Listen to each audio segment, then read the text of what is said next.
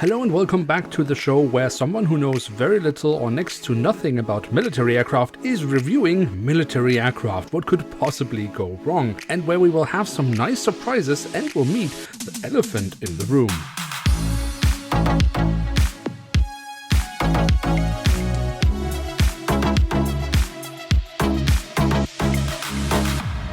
And with that, hello and welcome to a new episode of Review, where we today will take a closer look at an Airbus A400M of the French Air Force, or Armée de l'Air. But I should know better than to try to pronounce anything in French. Now at the front of the box we have a cutout so we can get a glimpse of the aircraft model inside, and on top of that we have the roundel of the French Air Force. On the backside of the box we then find a lovely image of the aircraft in real life. We are provided with a web link where we supposedly can get more information about the aircraft model, but this web link does of course not work anymore. But despite a dysfunctional web link, the box design is of course still way better than what we get from Herpa nowadays.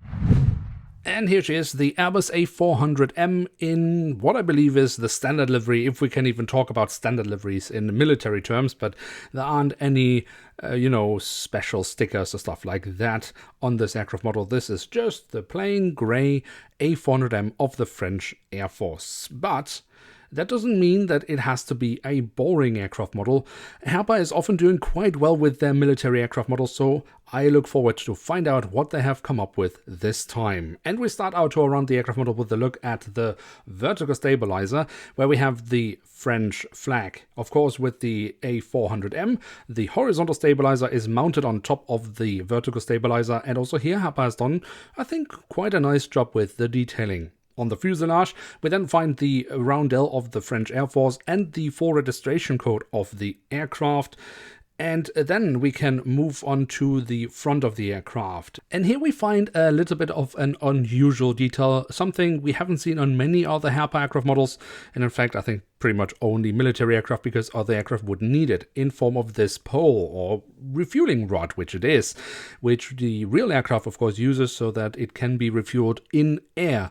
Of course, only in real life and not in Scale 500. Here we don't need any Jet A1 fuel, unfortunately. Now on the fuselage we then have the writing of Armée de l'Air. We also have a few other safety markings, I believe even maybe a little crest here next to the cabin door.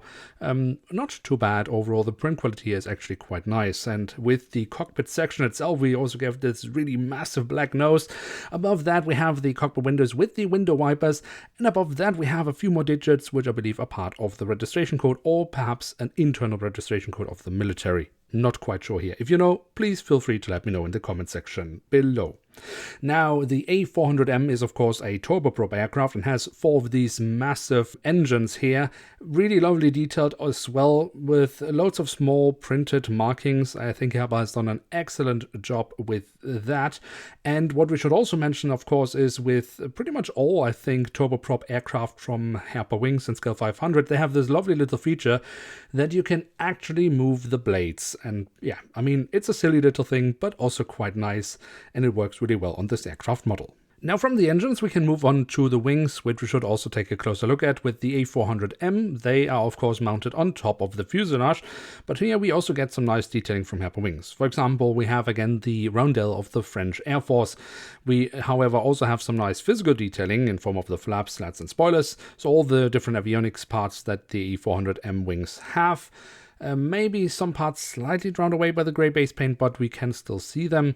The underside of the wings also nice, again with the French roundel, and also these stripes, which I believe are markings, making it easier to locate the aircraft when, for example, refueling in the dark and flying without beacons. Also, the landing gear, in my opinion, looks really nice and chunky in a way. I really do like these type of landing gears. We see it on the A400, on the C-17, for example, or the Antonov 124. So despite only having limited prints here, I think Herpa has done a nice job with the landing gear overall. On the belly of the aircraft we then have a hole in the fuselage for a stand that is not included with this aircraft model. Quite silly, but it doesn't destroy any printed details, so I guess I can live with it. What is much easier for me to swallow is just the fact of the amount of detailing we have on this aircraft model. We have loads of small markings all across the aircraft model, on the side of the fuselage, on the top of the fuselage. We have a whole lot of detailing here. It looks really lovely. I couldn't tell you what any of that is, but it just looks really nice. And what looks even better is actually here in the back, the loading bay. Now, it looks like it could be interactive. It is not. In fact, I think it looks so good that I'm kind of disappointed that it is not capable of being opened, because it really does kind of invite you to do so. But as I say, it is not interactive, so it cannot be opened, unfortunately.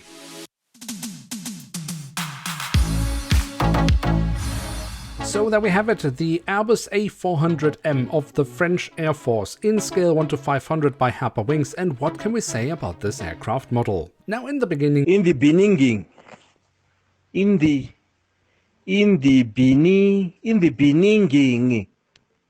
yeah. Now in the beginning of the video, I promised you some nice surprises and an elephant in the room. Let's start with the nice surprises. Maybe actually not so surprising, because Herpa is normally doing quite well with their military aircraft. And also in this case, I think they have done a really good job with it. And the reason I say that is simply because they just add so many more details in the print, especially to their military aircraft, than they do with civilian aircraft. I don't know why, but I mean, I just enjoy it on the military aircraft. I would love to see as many details also on civilian aircraft for sure, but I mean, okay, that's a whole different topic. But they're not just adding a lot of nice details to the military aircraft, they're also doing a pretty good job with the print quality itself. So we have a really nice looking aircraft in terms of the print, but also the physical detailing, I think, is quite convincing. The mold of the A400 from Herpa Wings, I don't really have anything here majorly to critique. Maybe I just don't know enough about the aircraft type, but from what I can see, this pretty much looks like an A400M. But now we're coming to the elephant in the room. And this elephant has affected this aircraft model, but we have to be fair and actually say that this is a general issue with all of Herpa Wings models, but especially with those that have top-mounted wings. And it is, of course, well, loose wings. They just forget to add any glue. I don't know how many models I have in my collection with top-mounted wings, but pretty much all of them have loose wings. It is even worse than with the normal models we get, where wings are mounted on the side or lower parts of the fuselage. I mean, they often enough come as snap-fit models, but it is an especially big problem with top-mounted wings for Herpa Wings for some reason. And I really do not know why they are so much more affected, but they really are.